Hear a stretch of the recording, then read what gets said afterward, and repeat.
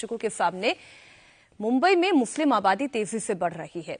ये सनसनीखेज खुलासा देश के प्रतिष्ठित संस्थान टिफ यानी कि Tata institute of social sciences की रिपोर्ट में हुआ है।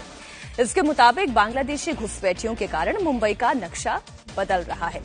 रिपोर्ट में यह कहा गया है कि मुंबई में बांग्लादेशी और रोहिंग्या घुसपैठियों की तादाद इस कदर बढ़ रही है कि 2051 तक शहर की डेमोग्राफी पूरी तरह पलट जाएगी। टिफ की रिपोर्ट के मुताबिक साल 1961 में मुंबई में मुस्लिम आबादी महज 60% थी, जो साल 2011 में बढ़कर 21% हो गई। रिपोर्ट ये कहती है कि अगर यही रफ्तार रही तो साल 2051 तक मुंबई की मुस्लिम आबादी 30% तक होगी। इतना ही नहीं, रिपोर्ट में यह भी कहा गया है कि जो बांग्लादेशी घुसपैठिए मुंबई में पैसा कमा रहे हैं, वो इसका बड़ा अंश, बड़ा हिस्सा बांग्लादेश भेज रहे हैं। क्यों एसआईआर जरूरी है, क्यों चिन्हित करना जरूरी है कि कौन इस देश का है, कौन बांग्लादेशी है, रोहिंग्या है, घुसपैठिया है, ऐसी रिपोर्ट्स और चिंता पैदा करती हैं।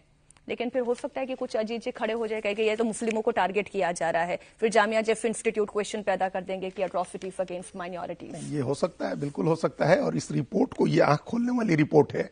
लेकिन ये अब इस बात को क्या राजनीतिक जो वहां के सत्ता में बैठे लोग हैं वो नहीं जानते हैं, या इसके पहले जो सरकार, भाई पिछले 15 साल तक हम कह सकते हैं कि 15 साल लगातार कांग्रेस और एनसीपी की सरकार थी। उसके पहले 5 साल भाजपा शिवसेना की सरकार थी, फिर 15 साल कांग्रेस और एनसीपी की सरकार रही, और उसके बाद पिछले 11 साल से फिर से बीजेपी की सरकार है। वहां बीच में 2-2.5 साल छोड़ दें तो फिर कौन रोक रहा है इसको?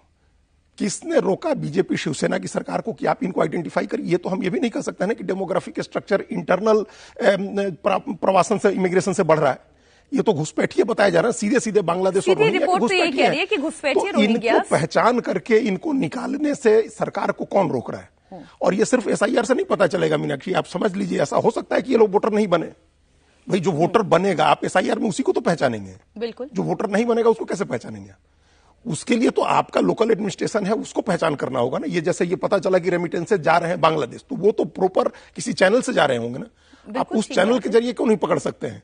एसआईआर का इंतजार करेंगे। ये पूरा फेल्योर है प्रशासन का, और इतना सहज हो गया है, इतना आसान हो गया है मुंबई में बसना, जिसकी हम लोग कल्पना नहीं कर सकते हैं। इतने आसान, इतने सहज तरीके से, चूंकि बड़ी बस्तियां हैं, मुस्लिम बस्तियां ऑलरेडी हैं वहां, झुग्गियां हैं, उसमें जाकर के आराम से बसते हैं और लोकल लोग प्रोटेक्ट करते हैं। लोकल लोग प्रोटेक्ट करते हैं, बजाबता उसको वहां बसाने के लिए कई बार पकड़ में आए हैं कि लाता है, बसाता है, उनके आधार कार्ड बनवा रहे हैं, बार बार पकड़ में आए हैं। टाटा इंस्टीट्यूट की कोई पहली रिपोर्ट नहीं है, इससे पहले भी आती गई है। भाई अगर 78.11% था, मान लीजिए 2011 की रिपोर्ट, तो ये तो किसी के लिए 20% था। हाँ वही तो ये तो किसी के लिए मतलब चिंता का विषय होना चाहिए।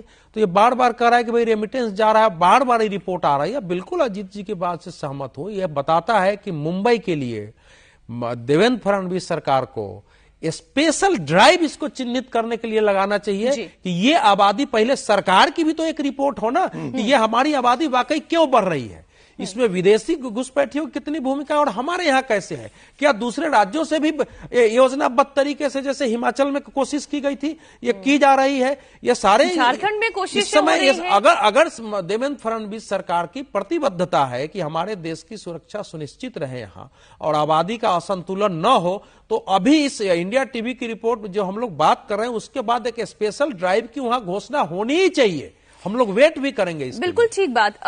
मुंबई में हमने बात की कि कैसे घुसपैठियों के कारण डेमोग्राफी बदल रही है। ये घुसपैठी हमारे देश के लिए चिंता है, लेकिन एक और बड़ी चिंता अपराधी, माफिया